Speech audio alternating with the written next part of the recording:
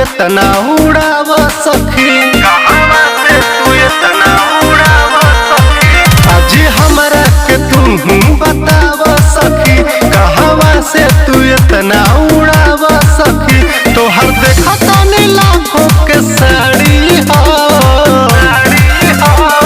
देवरा हमारे अधिकारी हो, मलमुआ चोली के व्यापारी हो, देवरा हमारे अधिकारी हो, मलमुआ चोली के व्यापारी हो। देवरा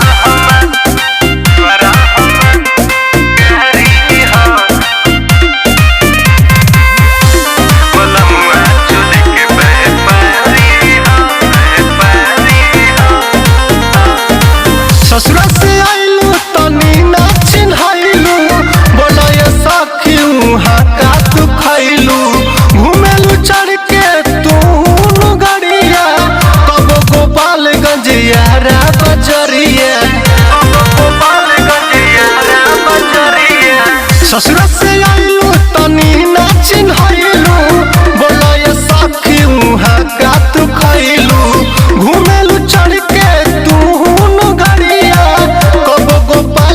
यारा बजरिया, पीछे दूधू को घूमत फरारी हो,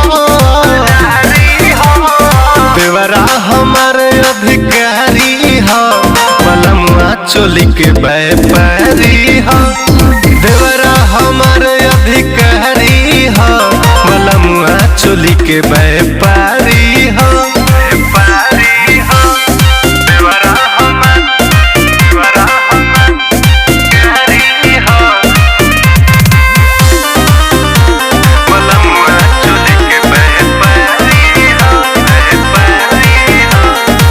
जानेला सब जब निकला तू घर से, हो जाला रोड खाली उनका ही डर से, राइटर विकास देवरा रहतन रोज हो, चलेला सिक्सर में 6 गोली भर के, चलेला सिक्सर में 6 गोली भर के। जानेला सब जब निकला तू घर से, हो जाला रोड खाली उनका ही डर से, राइटर विकास देवरा रहतन रोज हो, चलेला सिक्सर में 6 गोली भर के।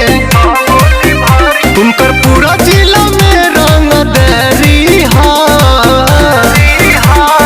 देवरा हमारे अधिकारी हो, मलमुआ चोली के व्यापारी हो, देवरा हमारे अधिकारी हो, मलमुआ चोली के